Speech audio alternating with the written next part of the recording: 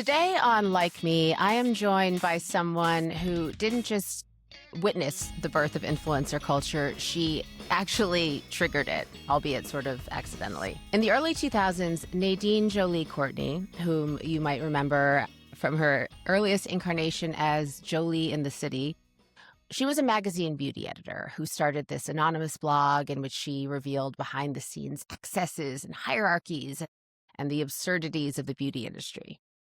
The blog exploded, and she was outed by the New York Post, and then she was fired from her magazine job, and suddenly she found herself on morning shows explaining what a weblog even was. And this was at a moment when legacy media had absolutely no vocabulary for what was about to hit them, and hit them hard.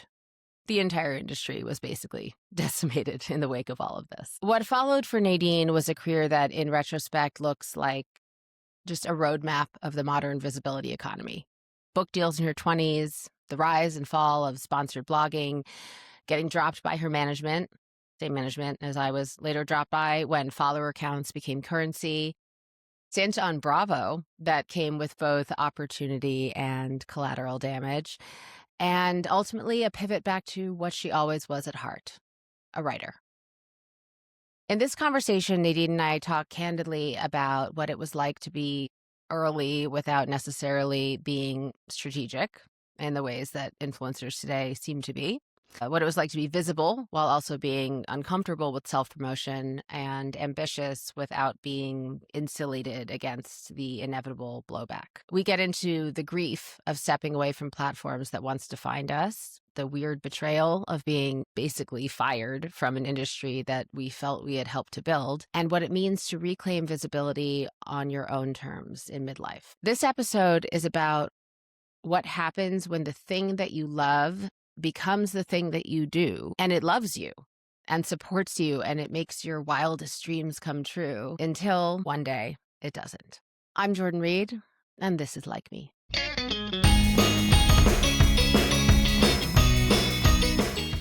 Nadine Jolie Courtney, welcome to Like Me. I am so excited to talk to you, not only because you're one of my favorite people on the planet, but because I think you are actually the original blogger. You were the person who went on CNN or MSNBC or whatever those outlets were to actually explain what the word weblog was. Yep. Yeah. So just get me started. How did you get into this this world of online insanity back in the day? Sure. So I was a magazine editor. I was a beauty editor I started working at magazines technically in the 90s. My first magazine job was at InStyle in 1999. And I started a blog back in, I want to say 2004. And so it's not accurate to say that I was the first beauty blogger, but I was the first professional beauty blogger. I was a full-time beauty blogger. That is how I made my income. That is how people knew me. And that came about because as a magazine editor, I started a beauty blog. Long story short, it got very, very, very popular very quickly. It was an anonymous beauty blog while I was a magazine editor, and I was writing about like the secrets of the beauty industry, which when I tell people now, they're like, what's the scandal?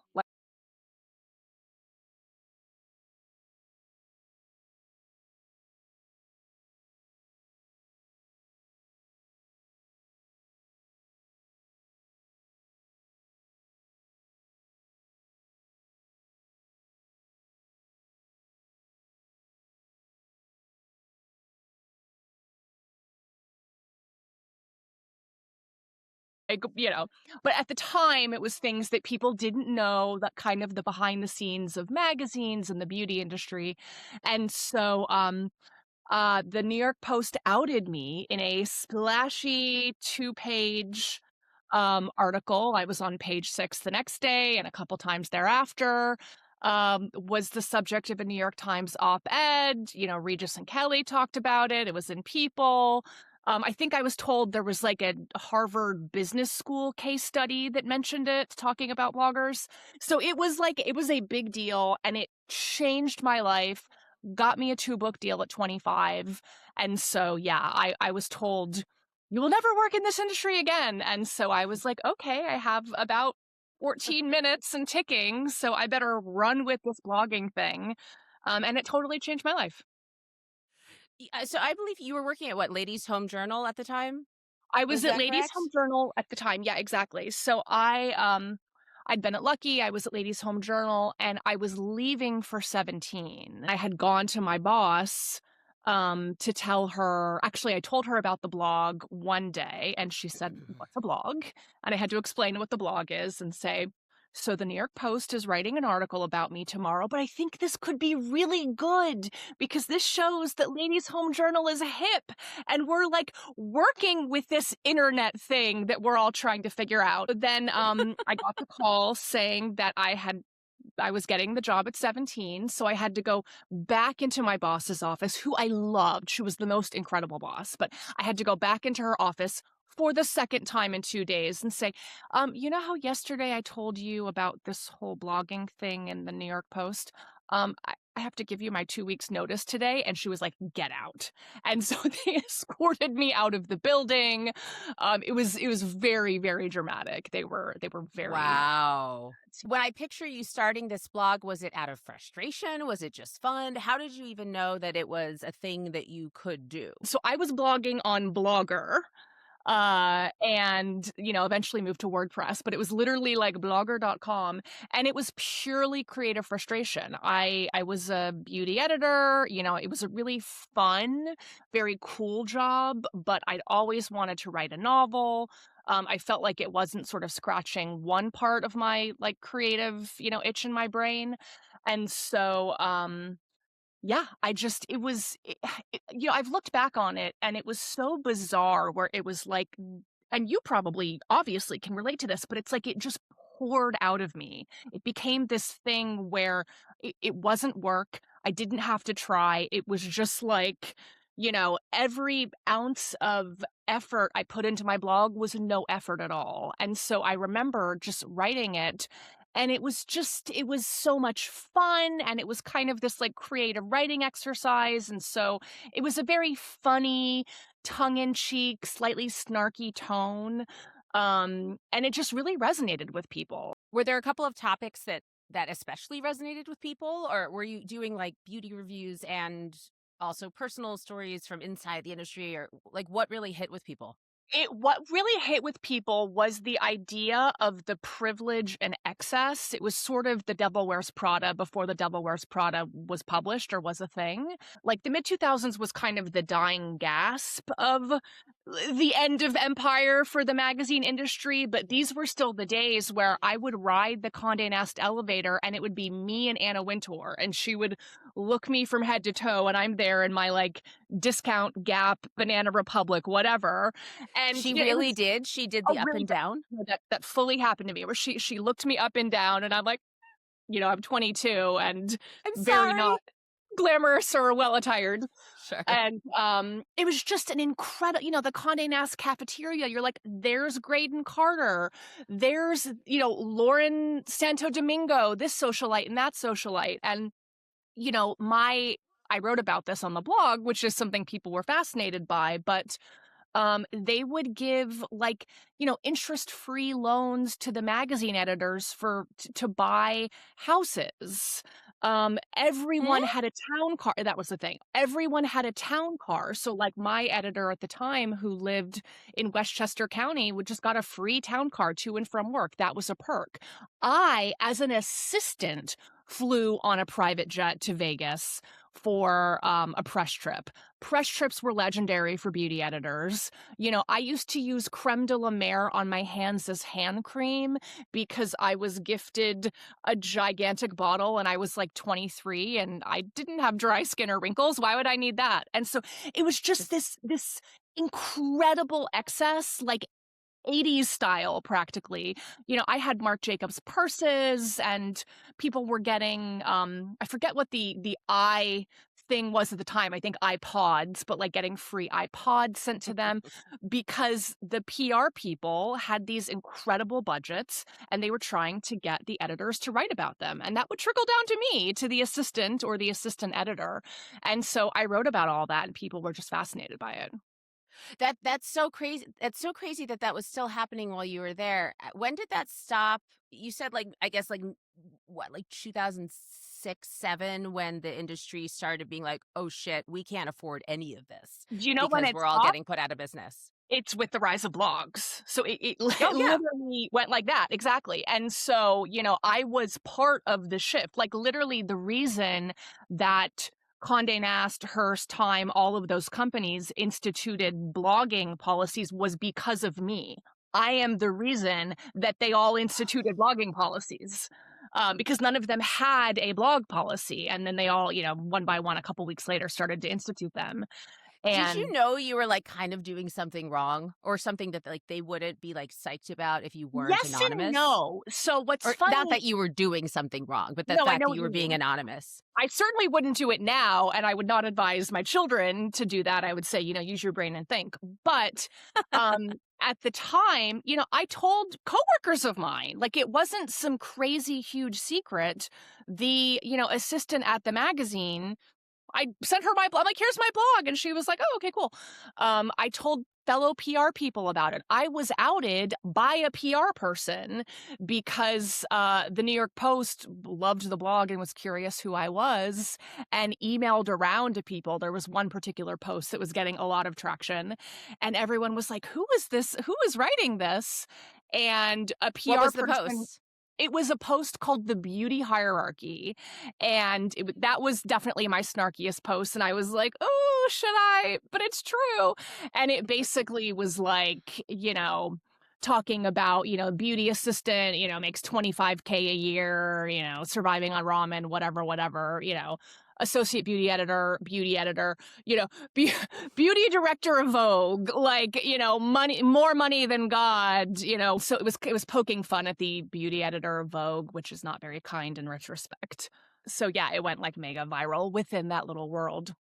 And someone just hit reply all and said, oh, it's Nadine from Ladies Home Journal. Because again, it wasn't necessarily a secret, but it was something that it wasn't written down.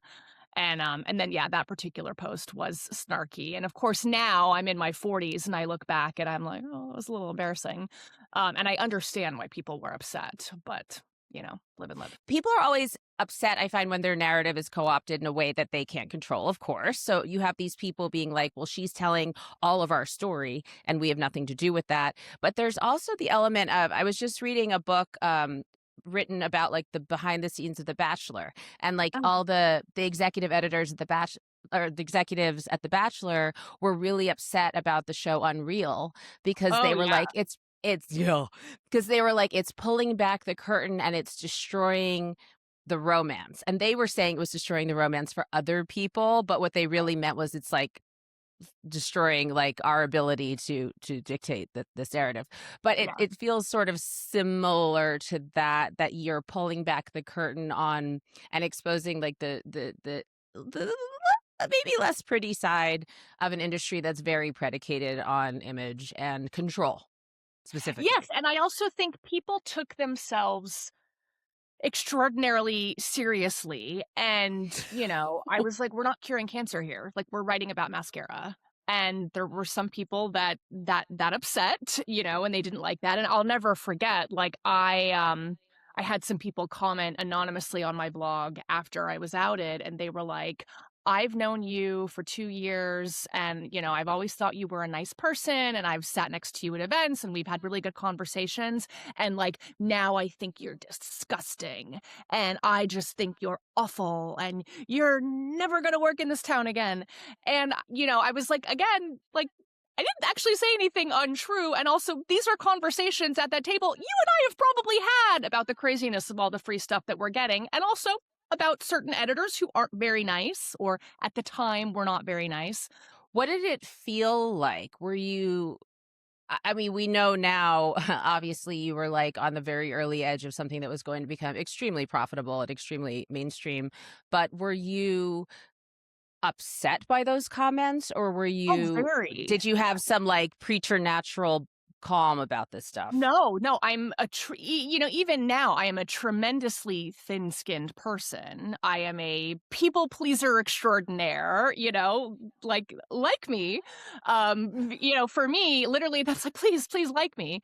And the older I get, of course, I care less and less, and I feel much more Hmm. settled in who I am, and I know who I am and what my intentions are. But when I was 25, I was like, oh my God, I did not mean to hurt I'm anybody's sorry. feelings. I'm sorry. Yeah.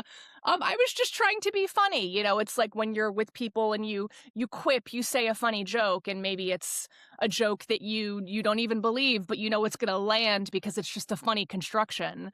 And so I was just literally, to me, it was truly just trying to find my voice and trying things out and see what resonated. And that particular post, the beauty hierarchy post, was much more snarky than I normally am. But I had a sense it was going to land, and like, oh boy, did it. So that was really tough for me to have people say, I know you, I liked you. The toughest thing of all, though, was losing the friendship of my editor at the time, because I really respected her. I really liked her. I did not want her to feel that I was making fun of her at all, and that was something that I felt very ashamed about, that she had felt that I was making fun of her, when in my stupid 25-year-old brain, I wasn't trying to make fun of her at all. In fact, I tried even to make her look good in that particular post, because I had such, and still do, had such tremendous respect for her. And so that was something I felt very ashamed about. Several years later, we went at, she was, remained incredibly gracious and, forgave me, which just go to show what a good person she was. But another editor that I wrote about, that was another former, someone that I had used to work for. Literally, I was in the Conde Nast building once, and I saw her, and she hid. She ran and hid because she didn't want to deal with me. And there were some people that were not so nice. And they have since kind of publicly atoned for their behavior and talked about things that they were going through at the time, like substance issues or various anxiety issues, or having a lot on their plate. But when I was working with them, I was 22, 23, 24, and I just experienced that as an older person who I respected being a bully or being nasty or punching down. And so, Mhm. I didn't have any grace for them at the time either. So Yeah, but you also were there before this exact moment in time. There was really no way for people who were experiencing that kind of bullying or workplace issues to talk about it. right. So people felt really free to be assholes, I'm sure, in a way that hopefully has changed a little bit because of accountability. Maybe, I I don't think know. so. I think so. Yeah, I mean, it definitely, there were really remnants of that 90s-esque culture where, if you were the boss, you could yell at your assistant or yell at the people in the office. It just was different than now, where I think people are, they might get irritated at their underlings or the 20 somethings or Gen Z or whatever it is, but there is a certain, line that people are a little more aware of in their behavior. So you leave Ladies Home Journal, you're going to 17. All of a sudden you're the subject of all of these massive articles. And first of all, what was it like explaining this to the olds on like news stations? So I remember before I knew who Glenn Beck was, because he had I think a radio show before he had a show. Uh-huh. And so I was just doing basically this media tour, because truly I had this awareness. I was like, I have ruined my life. People are telling me I'm never going to work again. Being a magazine editor is what I wanted to do, what I planned on doing. I was very enthusiastically climbing the masthead and swinging from prestigious magazine to prestigious magazine. And I was a hard worker and I was a good writer. And, for the most part, people liked working with me and I really loved that job. And so I was like, oh my God, I need to figure something else out. I have this incredible international attention. I was, a magazine in Japan interviewed me. I was like in The Guardian and all these various UK newspapers and on various international shows. And I was like, this is the epitome of you have 15 minutes and that's it. Nobody's going to care. So I have to milk this for everything I can. And so I just was talking about how I wanted a book deal and how I'd been writing a book, which I had been. And I ended up Which book? And which book was that? my first book was called Beauty Confidential. And the no preaching, no lies advice you'll actually use, Guide to Looking Your Best, which was very That much is such a the like blog. on point 2007, 8, 9 title. Yep. Like Yep. this, the guide to having the tips and tricks to doing everything correctly. Yep. And then And the then second Confessions of a Beauty Addict, is that Confessions right? of a Beauty Addict, which was a, fictionalized version of what I had been through. And yeah, so I was like, I have to run with this and I have to basically get as much publicity as I can. And that's sort of what I did. I guess what I mean is like, were they? I don't mean like nice to you. I mean more like, were they confused or were they impressed by your So innovation? that's right. I was talking about Glenn Beck and then I got sidetracked. Oh. Yes, some people were. I think in general there was this real sense from the olds of, what the hell is this? How could you have been so dumb? What did you expect? And so that's when I went on the Glenn Beck radio show. I remember he was using like cowbells and all these sounds to like express what a dummy I was, basically. And I being like, what the hell was that? Okay. But he was the one that was the most explicit in his, scorn and disdain for what an absolute idiot I was. Other shows were a little more, I mean, kind is the wrong word, but they're like, to tell us more, give us the gossip. They kind of just wanted to hear about it. And then they were also interested in what my intentions were and how it was received by my editors. And I feel like there was this sense at the time, like everyone knew the ground was shifting, but we didn't know how much or what the outcome would be. Like, it very much kind of feels like it's analogous to like this moment in America where like we all know something's changing. We all know it's going to look very different in a few years, but I don't know, what is it going to be, this or that? Like, I have no idea. And so we knew that, blogging was changing magazines, but it was impossible to sort of play it out and predict which way it would go. Yeah, I remember there being sort of a palpable panic through the entire. I was trying to get into the magazine industry at precisely that time, actually, and get it just, going to InStyle and being like, please, can I have a job? And they're like, you can have an internship. And I Yeah. was like, For free. can't afford to have an internship, but Yeah. okay. But it was like they were all pivoting to having like InStyle.com and like hiring writers for .com. But there was so much pushback and they were so upset about it because it wasn't sexy or cool, or it didn't seem that way to the traditional magazine industry, I guess. Yeah. And it was like AI. It's like something is really changing here. And they were all sort of trying to get ahead of it. And it ended up being the real people with the real voices that just completely subsumed those online content writers for their own websites, for the Yeah. InStyle.coms, the Vogue.coms. I remember when I think I was 22, I'd been at Lucky for a year, and I functionally had my own column on Lucky.com because Lucky.com was like an afterthought that no one cared about. And so the assistants were able to write all these things. That is, the mentality that I took to my editor when I was outed while at Ladies Home Journal. I was like, look, this is a good thing. This shows that this fuddy-duddy legacy, we're the oldest women's magazine. It shows that we're like part of the new .com era as well. Like, I naively thought they could spin it, and they were like, no. And then even later, once I became a freelance writer, I had the books, and then I had the blog, and then I started freelance writing several years later when people were like, okay, fine, you can come back in. And I remember very well when Tatler didn't have a website, or rather Tatler's website was like a placeholder. And like I loved Tatler because I loved Royals, which is a whole side thing. And I was like, they literally like don't have a website. It's like this janky, it feels like it's from 1994. Similarly with Vanity Fair, I proposed Vanity Fair start doing a Royal Watch, and about a year or so later they did. It was like there was all of these magazines were so stuck. Like it was like trying to turn the Titanic, and there was real resistance to anything online.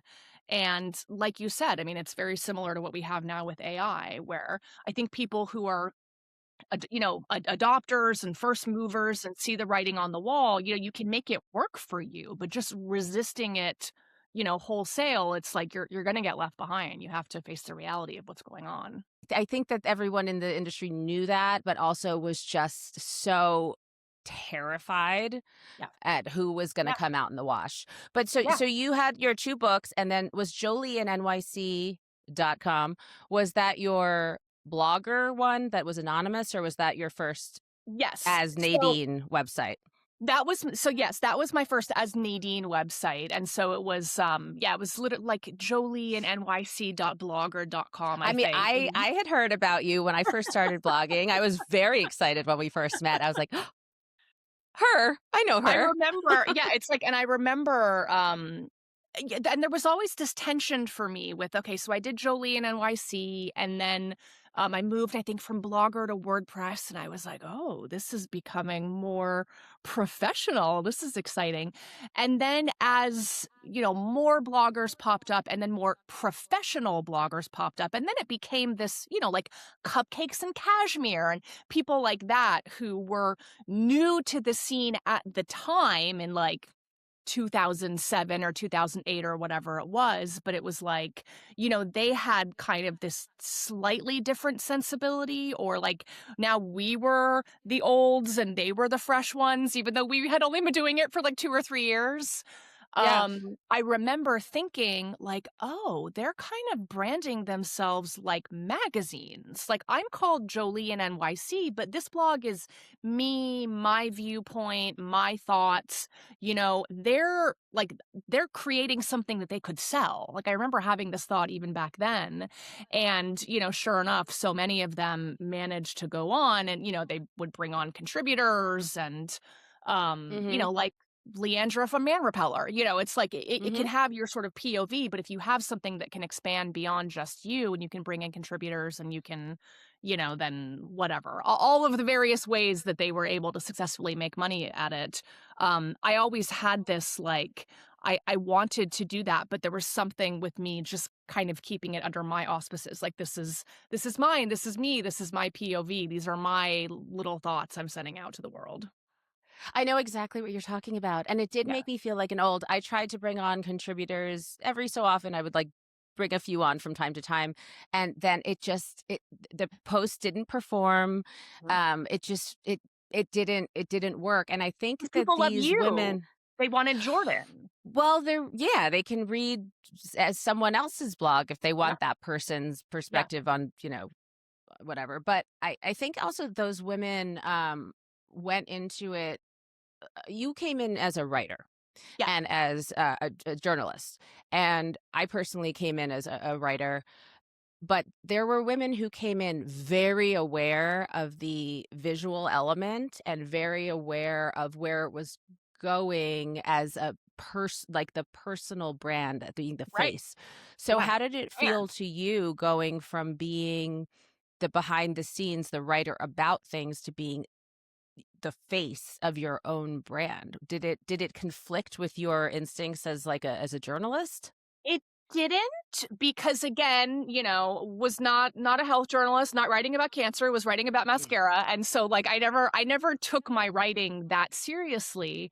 But no, I really enjoyed like putting myself out there and having my voice out there, and like the blog was part of me. It Oh was, yeah. it was something Oh that yeah, it's your baby. it was my baby. And I Mhm. remember thinking like, I am going to write this until I die. Yeah. You know, Yeah. for the rest of my life, I am gonna outlast. Like, I am not gonna be one of those bloggers who falls by the wayside and stops doing it, because this is my connection. And like, I loved my readers, and my readers were so loyal, and it was like, um, and then, fast forward to after I had my first daughter, and I was really stressing about, oh, I have to keep writing, I have to keep writing. And I remember my best friend saying to me, you could just stop. Like, you don't have to keep doing it. And I was like, oh, I could just stop. Okay. And that was revolutionary for me, because it was my identity. It was everything. That blog created my adult life and set me off on so many different paths. And I loved being seen. It felt like I was doing something, important sounds so ridiculous, but you know what I I know mean. what you mean. Hmm. Yeah. I mean, you're getting Um, the constant feedback and validation. You're part of the conversation. yes. Yes. And Or driving you're even the driving conversation. driving the Exactly. conversation. And Exactly. that's all I ever wanted from my career, was to have, whether as an actress or whatever, was to have impact or a voice, or be able to say something and have someone really hear it. And it did. It filled that hole in a Right. really powerful way, but also in a way I'm sure you can relate to, that is pretty unstable Yeah. as a career over the course of time, especially in an industry predicated on youth Yes. and Yep. Yep. trends and the algorithm and what's new and fresh. And so I completely relate to, like, stopping writing every day felt like I also had a best friend be like, you just don't have to. And I was like, but I do. Oh, you What do? happens if But I I don't? must. Yeah. I must. And then I stopped, and it was really uh, a big emotional, it was really hard, Yeah. that loss. And I think I'm still grieving it now, which is part of why I'm doing this podcast. But Yeah. Yeah. yeah. So when you stopped, did you feel grief or relief, or I would assume some Relief. combination? I Relief. felt tremendous relief, because at that point in my life, and so I remember, what happened specifically was, I had always had this incredible tension between wanting just to be seen and wanting to be loved and wanting to feel important or feel special and shiny, and being like, how do I monetize this thing? How do I make money off of this? How do I make this a career? Now I'm seeing girls who started after me, now she's a millionaire, and now she just sold her company to XYZ, and oh my God. And, you know, having tremendous faith in myself as a writer, um, but then being like, how do I make this work as a business? And so that was always something that I had this struggle with and this tension with. And I was, one of the original clients of DBA. I saw you had Karen on recently, Karen Mm-hmm. Rabinowitz. And Mm-hmm. I was one of their original, I think, 7 or 10 clients or Yeah, we were something. in that. I remember we were in that very first. I think actually Yes. she might have brought you on, and I think I said no in that very first round, because I was like, I don't understand. And then I came Yeah. on like a couple of months later. But correct me if I'm wrong. So you stopped being with DBA. I think it was 2014, because I remember you calling me, and I was on a road trip, Yes. and then cut to 4 years later in 2018, the same thing happened to me, and I called you, and I was like, Right. what Yeah. what was that experience like? Because They that was fired me. really scary to me. Yes, it was very scary, and it was very, I saw the writing on the wall, so it wasn't a surprise, but I had Sure, been with same. BBA for a few years and was in retrospect, like, the money I was making was crazy relative to, it was like, okay, like, big fish in a small pond, because the pond hadn't exploded yet. But I'm like, Right. I had some years where I was making six-figure years off of this sponsored post and that sponsored post, and I'm like, Totally. I didn't have that many readers, No. and it was I saw yeah, the writing on the wall thing. Yeah, I like, they'd call me. It was like every other day. They'd be like, "You have this campaign. It's $10,000. Are you interested?" Yes. yes, Here's this. yes, Would you like to do this campaign for $20,000? Yes. yes, And at the same time, going, I don't think, like, I could see these other women just accumulating Instagram Yep. followers and Yep. being so much more comfortable in like the public eye or something. But it felt like DBA was my lifeline to career and money. And when it went away, I was like, 100%. holy shit. 100%. Holy Yes. shit. I was always uncomfortable with that aspect of the influencer culture, the way that it went. And so I was never like, it took me 15 years to break 10,000 followers on Instagram. And, it's like I couldn't do it. And so I would take these breaks, take these sabbaticals, delete the app. It's like I wanted to be seen for my writing, but once it became much more about you're literally having to almost pimp yourself out, I was like, I don't want to do this. And so DBA became very concerned with just follower count. It's like Yeah. they that was really important to them. And so I, signed up to do that Bravo reality show. And literally Yeah. We're going to have to talk about that. the only reason I did that show is because I wanted to get my Instagram numbers up so I could sell my next book. And I did. And I did. And that's why I did the show. And I remember when my agent at DBA called me, she called me, I believe it was the day the show ended, because I think that they had been waiting to see if it would like push me high enough. And they called me to fire me. And I was like, no, I totally get it. And I've also been very preoccupied with the follower account. I mean, I just gained like 3,000 followers today because it was the only time the Bravo account tagged me was on the finale. Oh. And she was like, oh, you did? Oh, yeah. Oh, sorry. Oh, hang on one sec. Let me just, I'm just gonna. And she paused. And I told my husband, I'm like, she's going to check my account right now to make sure that my follower account isn't high enough to warrant keeping me on. And she's going to see that I'm only at, whatever it is, 8,000 maybe. And then she came back on and was like, yeah, hey, sorry. So anyhow, and then proceeded to continue firing me. And so I wrote an article about it for Yahoo, and it was called like The End of Sponsored Beauty Blogging. And I was like, I pledge to not do any more sponsorships. I'm going to do it for the love of the game, which is what I've wanted to do. And I kept doing it for a while, but it was like, I was just so angsty about the whole thing. And that was when my best friend was like, you can just stop. Like, you don't have to, you can just walk away. Like, you're not getting money from this anymore anyway. And it's like, it had lost the joy. I felt like a failure. I felt like, again, the needing likes and needing visibility and needing to put yourself out there in a certain way, to be perceived in a certain way. And it was just all like anathema to what was interesting, to me at the time as I'm getting into my mid-30s. And so it was like, okay.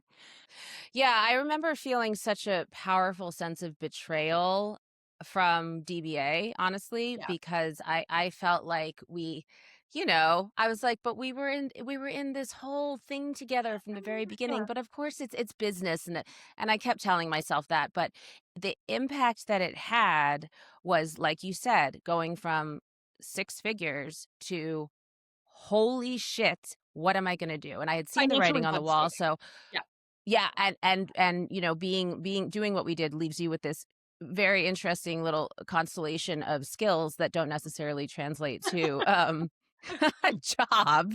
I mean, they do, but it's very hard to explain that to people. Yeah. So did you start pivoting? Well, you had been writing books since the get-go, so that was just your natural, like, I'm just going to refocus on books. And you did travel journalism too, right? I did. So I evolved. I started in beauty and I was like, I'm going to do beauty forever. And then I eventually got into a lot of my career was very calculated in retrospect, where I knew I wanted to do beauty because I wanted to work in magazines. And when I was at InStyle, they literally took me to the different departments and said, like, which department do you want to be an intern in? Here's photo, here's this, here's that. And I remember walking by the beauty department and they were in the beauty closet and pulling out the creams and the mascara. And I was like, what's that? And they're like, oh, that's beauty. They don't need an intern. And so I ended up working at like the special projects department, which is like the throwing parties, like throwing Oscar parties, things like that, which was very fun. But I was like, beauty, I think I want to do beauty. And so did that for many years. But then I pivoted eventually where I said, what I would really like to do is spas. I feel like that would be a nice niche. I think it'd be good if I had. So I did spas. And then I said, you know what would be a better niche is international spas. And so then that, Girl, and then I that mean, the luxury travel. And then after I had my daughter, I was like, you know what's a great niche is luxury family travel.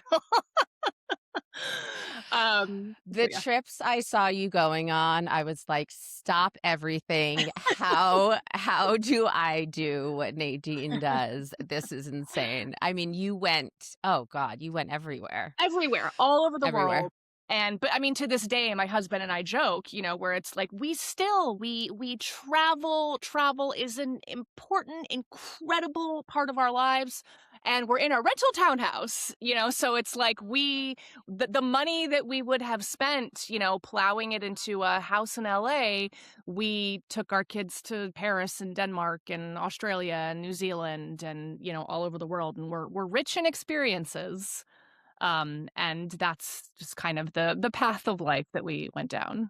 But you were always, like you said, you were very deliberate about it, and you've never been one to just kind of like dee, like, you know what you're doing, you know what you Right. want, and you Yeah. put steps in place. Speaking of the Bravo thing, so I know that you, I believe your second date with your husband was like to Japan or something. Third Am I date. making this Yes. up? Third, I'm sorry, your third date. And then you got this show called Newlyweds. Mm-hmm. Was that Yeah. correct? Yeah. Newlyweds the first And year. Yeah. how terrified were you to become part of the Bravo sphere? Or were I you was just pumped such on an the idiot, Instagram but I count? wasn't scared at all. I was not scared in the slightest. And it's funny because in retrospect, it's like I had such faith in myself at so many different points where I feel like I probably was terrified or should have been terrified, but I also was like, it's going to work out. It always works Well, out. but you didn't. But your personality, like I kind of feel the same way. I'm like, how bad could the edit be? Yeah, And then it, it was I don't terrible. remember that. But I don't remember you having like a terrible edit. I Well, mean, so you know what's but not being yeah, able to control it is like, not like being I able to couldn't handle control that. it. What was funny about the edit was we had two different, so they had a director, and then the show was essentially very boring because they hired someone who was an Academy Award nominated documentarian and was tremendously skilled and was very not Bravo. And so they ended up, he like cut the first episode, and in that episode I look great. Like, I love that first episode. You did look great. And Yes, then great glam. in the second episode, they brought in a Real Housewives producer. And I remember she called me before it aired and she was like, I want you to know that we're going to give you an arc. And she basically was like, you're going to look like a crazy bitch in this second episode because we want the series to be a success so that you can get more seasons, so that you can get more money, so that everyone can be successful. And the show is boring. And I needed to make it not boring. That's what they brought me in, and that's what I've done. So you're going to get an arc. But just trust me, by the end, you're going to look great. And so I was like, okay. And then watched the second episode and was like, oh my God. Oh my God. And the funniest part of that episode was they came with us on our honeymoon and we were in Australia, and it was an entirely different crew from soup to nuts. Every single person was different. We didn't have our director there. We didn't have our producers there. It was an Australian crew. And the show, our director really prided himself on, he's like, this is like a documentary. This is real. So we're not going to have you redo situations or anything like that. Like, yeah, we'll prompt you, be like, can you talk about how your dad's Sure. upset about, go. But in Australia, they had us redo scenes. And I, being such an idiotic people pleaser, was like, well, I want to like make them happy with me. I want them to like, yeah, I gotta give them some stuff. And of course I know my heart and I know my intentions and I know that I'm not a jerky person in real life. And so like, how bad could the edit be, as you said? And so my husband wanted to go scuba diving, and I had a cold that day. And so number one, I couldn't have gone scuba diving anyway. But number two, I'm a fairly adventurous person, and if I had wanted to go scuba diving at that point in time, you best believe I would have gone scuba diving. And so I was like, I don't wanna do it anyway, and they're like, "Oh, like, you oh, okay, we're sensing some drama. Let's." And so we shot this scene like 2 or 3 times, and I kept playing it up and being more and more bitchy and more bratty and more bravo-y, like what I thought they wanted. Sure. And that's what they aired. And then meanwhile, they stop airing it, and it's like I wasn't cleared for scuba diving anyway because of my cold and la la la. And then as soon as the cameras are off, Eric and I are chummy and kissing and hugging. But we were like, we gave them a great scene. What great drama. Like, so proud of ourselves. And that all season long, people were like, what a jerk. She's so rude to her husband, la la la. And it was such an eye opener. I mean, I was so naive. I was so naive about the whole thing. Yeah. So, what was the outcome of this whole Bravo experience for you? It was a net positive in the end on multiple levels, but it was also one of the most painful experiences of my life, truly, because I put myself out there with the very best of extremely naive intentions, thinking that people would just love me. And so many people hated me and were very vocal about Really? it. Yeah. And, Well, I think that's, and but I feel like that is just, it's Bravo. and it's reality TV, and like people are really mean online. They're just, I mean, you've experienced, people can just be so dehumanizing, and they forget that you're a person. And we had people like wishing I was pregnant with my eldest daughter. We had people wish us miscarriages, and people were just really and truly awful.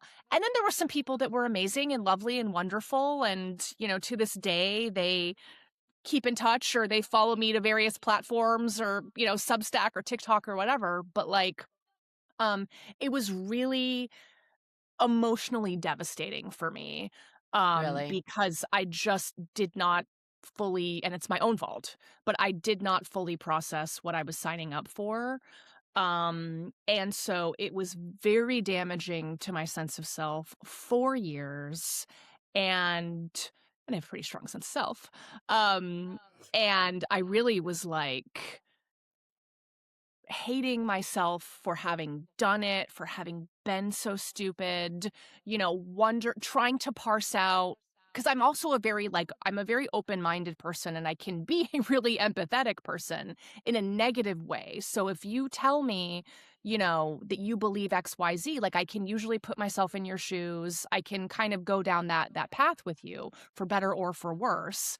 And so I'm like, rather than just saying, oh, well, these people are idiots, or they're people, I'm like, well, what are they seeing in me? And Yeah. what did I do wrong? And putting myself in their shoes as they're hating me, trying to like psychologically figure out what's wrong in me as if they're the arbiter of, whatever. And so that was just an emotional roller coaster. The positive, there were many positives, but I stepped back from social media a lot, which I think was very healthy. And I've had this Yeah, push-pull. you were gone for like a few years, I feel Yeah, like. I would maybe post once a year, whatever. And Mm-hmm. that's like, I have an addictive social media personality, so anything that pulls me back from social media is a good thing. It did also get most importantly, it got my follower count up. So I was able to sell my third book. And this was Um All American Muslim Girl? This was my third book, which was called Romancing the Throne. It Oh, was a that's right. Yes, yeah. Yes. Um, and because of Romancing the Throne, I then wrote All American Muslim Girl, which was a hit and a success, and was critically acclaimed and changed my life in other ways. And because of that book, I was able to get into screenwriting, because I adopted that into a pilot and sold it to Netflix. And so all of that really came because of that decision to do Bravo. Not saying maybe it wouldn't have come through a different series of events if I hadn't done Bravo, but it led A, B, C, D to that, and that was a positive as well. But yeah, it was very, very, very destabilizing. I have a question about just to return to the idea of this like backlash and the trolling, which I have extensive experience Yes. with. But as a blogger, you get one kind of backlash and feedback from the hater community, and then as a Bravo star, it's like I'm assuming like wait, I mean, I guess it's a different kind of crazy. And Yeah. then you also write a book called All American Muslim Girl, Yes. while visually not being a At Muslim all. woman at Yeah. all, and even though you are, and Yeah. right. I am. Yeah. And you know what's I'm interesting? sorry, what's your background? Well, so my background is my dad was Jordanian, my mother was American, and this, is explored in the book a little bit, Right. but the idea that I kind of grew up between two worlds. And so my Mhm. dad was very non-practicing, and my mother only converted because she wanted to make his mother happy, her mother-in-law happy. And so I was raised with zero religion, and then but was told, but you're Muslim, right? And I'm like, I don't know what that means. And also my grandma is taking me to church. So like, I'm very confused. Right. And so the book is kind of about that, about this girl who looks very white and is very American, in the sort of Mhm. traditional meaning of that word, and who decides to start exploring her heritage and all of that. And what's interesting is that is another community, to be totally honest, that I that's been another journey for me because I think because I didn't present in certain ways and fit in certain molds, that was a community that I felt a lot of rejection from, and that was another Right. psychological journey that I had to go on. And so, I would not say I'm certainly not religious now at all, but I am quite a spiritual person. So It's just so fascinating that you've gone through all of these different versions of like public life and experienced the backlash that comes like part and parcel with any kind of public life, but in such different ways.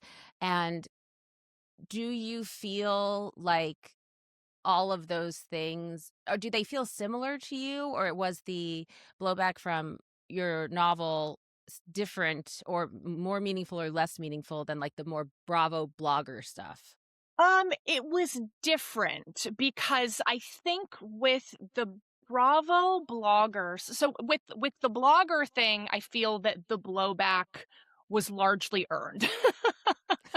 I Well, you understand. mean you mean like when you first launched, you Yeah, don't, because you yeah. didn't have like really trolls, did you? As No, not a really. It was just Not really. it was a few people, but it was like, trolls that I knew who were like, as I said, Right. fellow, former colleagues. So that I was like, I get why you're pissed.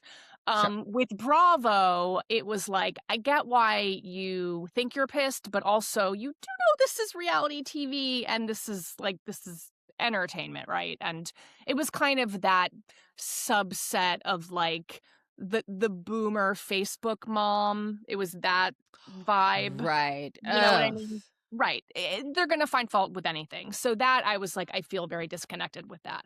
The blowback that I got for the book was really painful in a different way.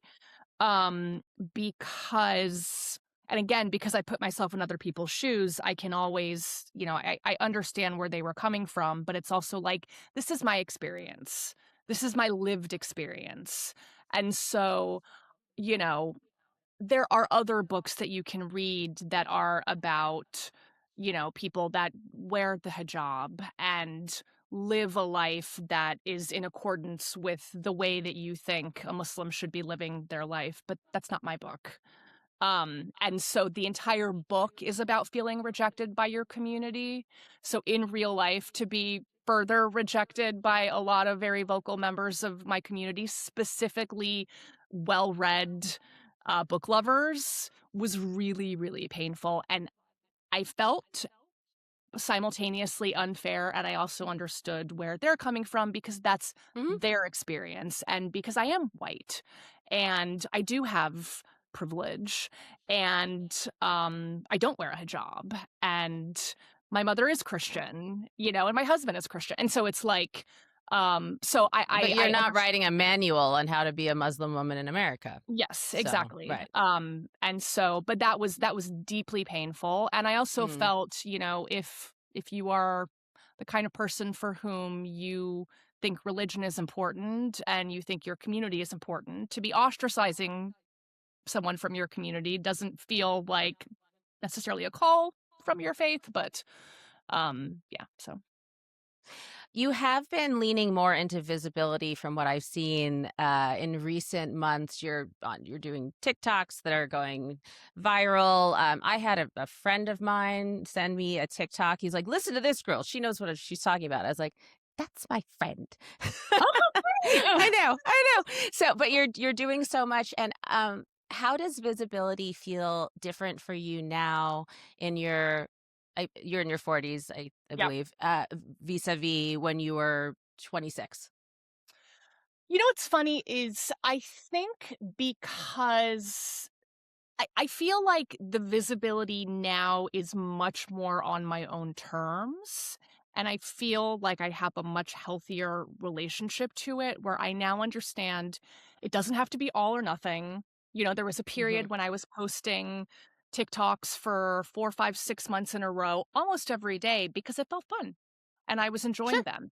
And I haven't posted a TikTok in probably a month, but I think I just, it's that feeling of like I'm 45 and I feel more deep seated. I feel like I have my feet on the ground. I Mm. know more who I am. And if I want to do something because I want to do it, I'll do it. But I know I'm never going to have a million followers. I'm never going to have the success come solely because of social media.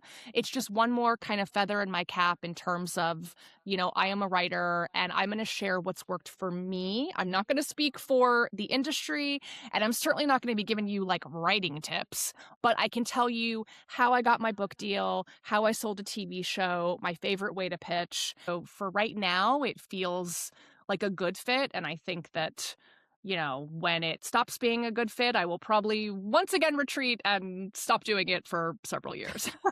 Well, I'll join you if you want to move to like Maine and live in like a little cabin one of these days. I'm so there. Can we move to New Zealand? That's my Yeah, sure. Yeah, just anywhere but here.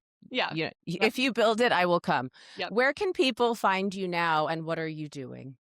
So people can find me, I would say, primarily on Substack. So my Mhm. Substack it's just, Nadine Jolie Courtney, I think, .substack.com. But I have a Substack Isn't it called Hollywood Bestie? Hollywood Bestie. Yes, Hollywood I'm your Hollywood Bestie. Bestie. And I genuinely like helping people. People helped me. I want to pay it forward, and someday you can pay it forward for someone else. I'm on Threads, and I'm on Instagram, but yeah, those are my little corners of the social media world for now. And your advice is speaking as a Hollywood, inner and outer. That doesn't sound appropriate, but you know what I mean. Your advice is so spot on and so relatable and so tangible. So Thank you. well Thank done. you. I appreciate it, and I'm sure Thank there are you. plenty of people out there who do as well. I your journey has been such a honor to have walked alongside you all these years, and I just think you are just a shining star in everything that you do, and I love you so much. Thank I you love so much you. for coming Thank you. on. Thanks, Jordan. This was so much fun.